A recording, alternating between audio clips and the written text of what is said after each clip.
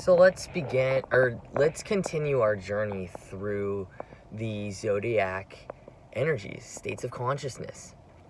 We've already hit step 0, Scorpio energy, step 1, Leo energy, step 2, Cancer energy, step 3, Sag energy, Sagittarius, step 4, Aquarius energy, and let's move on to step 5, the Gemini energy. So what does it mean to be a part of the Gemini energy? Well, this is a unique sign.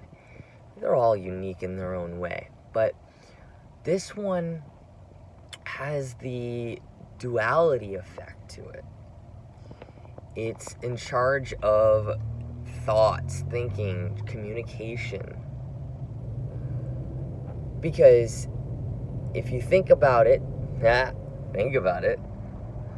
Gemini, if it's in charge of communication and it has a duality effect, there has to be two parties in order to communicate. One saying, one listening, and then one, responding back. At least two. Okay?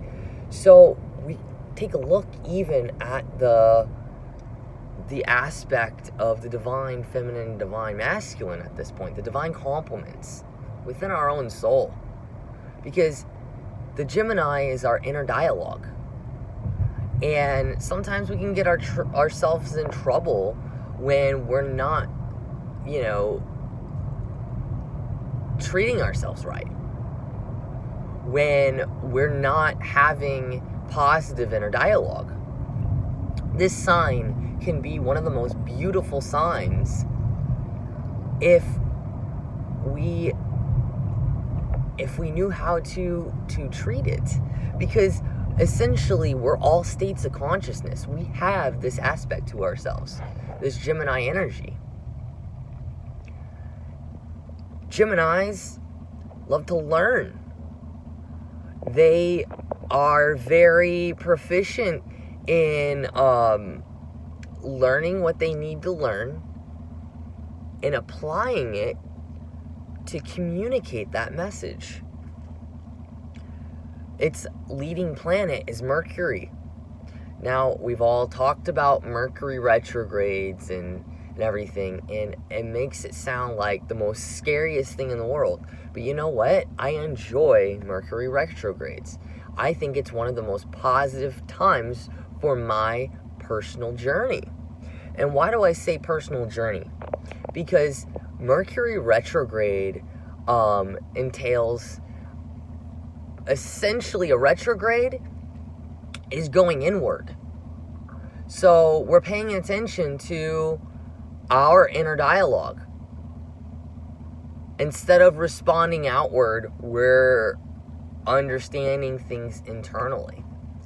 And when we can master that, when we can understand how to talk to ourselves in a kind manner, through the heart space, well, guys, we just found out the secret. So, how do we embody the Gemini energy? Well, pay attention to your communication, the way you think. Pay attention to how you talk to yourself. And the best way to do that is, if you talk out loud to yourself, what are you saying? Okay, so here's another thing. The way you treat others, they're reflections of you.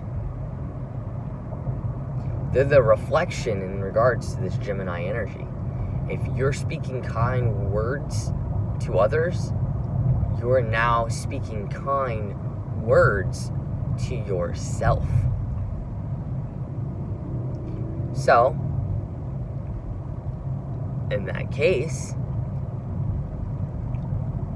what do we want to get out of that? Like, do we want to continue to, like, uplift ourselves? Well, I would hope so. When you go into the Gemini energy, there's a lot of thinking. But sometimes we have to guide those thoughts. The ruling chakra of Gemini is the solar plexus. The solar plexus teaches us, to trust ourselves, to have confidence in ourselves. That is a major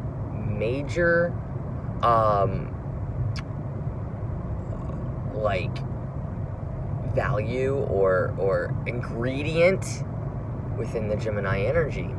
Because if we are stressed out, if we, our emotions, our thoughts, our anxieties, they all live in our solar plexus, okay? And the interesting thing is both Cancer and Gemini live in this area. Interesting, right? So our thoughts and our emotions go hand in hand together. So if we can even work with ourselves, if we're more of an empath, we can kind of understand the Gemini energy through the Cancer energy. And if that's not you, we can approach it from the other way. Because of the fact that the two energies of Cancer setting the feeling, the tone, and Gemini guiding the thoughts, when we approach it one way or the other, we understand how to move that energy, to direct that energy. So when you're thinking throughout the day today, what does it mean to be a Gemini? What does it mean to be in that state of consciousness? Meditate. Every morning, I wake up and I work on the divine compliments within my own being. So, what does that mean exactly? I do breath work immediately, first thing in the morning. I take my whatever I'm feeling first to do. I concentrate, say, on the yin energy. That is the divine feminine. The light love frequency. Then I start at the root and I work my way up. I do 3 breaths through the root, concentrating on the yin energy. Through the sacral, the solar plexus, the heart, the throat, the third eye, and the crown. Then I go and I sit in this for a moment of what breath work I just did, and then I begin on the yang energy, the divine masculine, the love light frequency. And then I do the same thing. I start from the root, then I move up to the sacral, the solar plexus, the heart, the throat, the third eye, and the crown. Then I sit for this for a moment. Then I do one last little detail, which is a very important detail. I harmonize the two for perfect communication between the two. So the equation love light and light love equals bliss.